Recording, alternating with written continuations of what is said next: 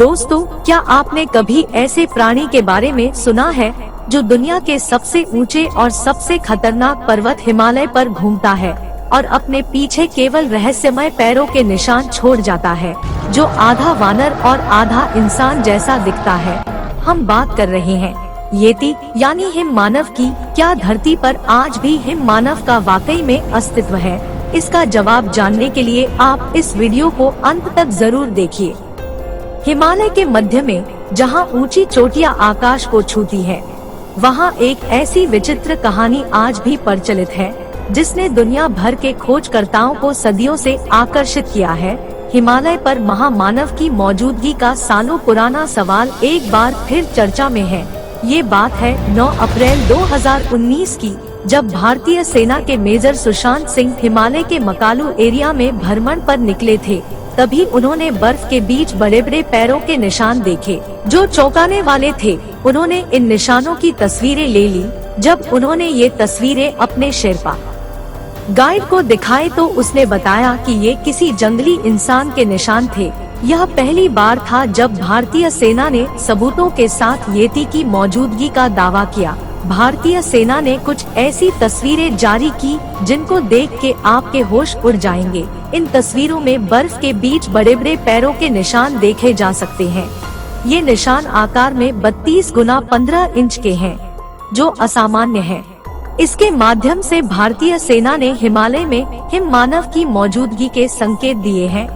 बर्फ पर पैरों के ये निशान नेपाल के पास स्थित मकालू बेस कैंप पर पाए गए हैं। ऐसा कहा जाता है कि येती का रहस्य करीब 900 साल पुराना है। येती के आकार, आकृति को लेकर अलग अलग किस्से और कहानियां हैं। लद्दाख में कुछ बौद्ध मठों ने हिम मानव येती को देखने के दावे किए थे। इसके अलावा नेपाल और तिब्बत के हिमालय में भी इसे देखे जाने का दावा किया जा चुका है। उनका कहना है कि येती एक विशाल वानर जैसा होता है जिसके पूरे शरीर में बाल होते हैं। यह इंसानों की तरह 2 पैरों पर चल सकता है और यह हिमालय की गुफाओं में रहता है। येती के किस्से 326 ईसा पूर्व में भी मिल जाते हैं। जब सिकंदर भारत को जीतने आया था, उसने भी येती को देखने की इच्छा जाहिर की थी क्योंकि उसने येती की कहानियां सुन रखी थी। हालांकि उसे येती देखने को नहीं मिला।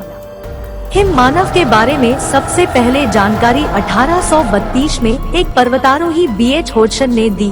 उसने बताया कि जब वह हिमालय में ट्रेकिंग कर रहे थे तब उनके गाइड ने एक विशालकाय मनुष्य जैसे प्राणी को देखा जो इंसानों की तरह 2 पैरों पर चल रहा था, जिसके शरीर पर घने लंबे बाल थे। इस तरह के दावे कई लोगों ने किए, लेकिन उन्होंने इसका कोई सबूत नहीं दिया।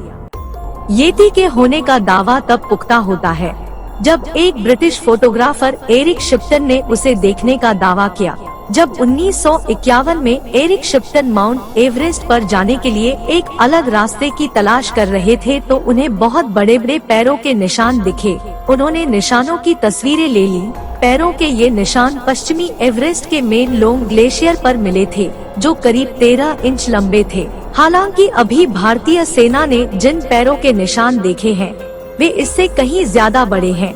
इसके बाद यह मुद्दा इतना बड़ा बन गया कि 1950 के दशक में नेपाल की सरकार ने येती की खोज के लिए लाइसेंस जारी कर दिए।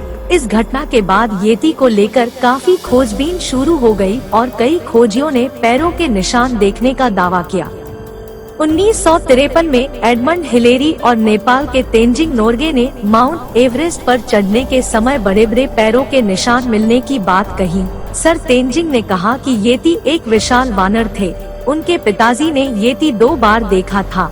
उसके बाद 1986 में मशहूर पर्वतारोही रीनहोल्ड मेसनर ने अरुण घाटी में येती से सामना होने का दावा किया। रूस की सरकार ने भी साल 2011 में येती में दिलचस्पी दिखाई। रूस की सरकार ने तो एक कॉन्फ्रेंस में यहाँ तक दावा कर दिया कि येती का न सिर्फ वजूद है बल्कि वे अपने रहने के लिए घर भी बनाते हैं। 2011 में एडिनबर्ग चिड़ियाघर के शोधकर्ताओं ने एक अंगुली पर रिसर्च किया।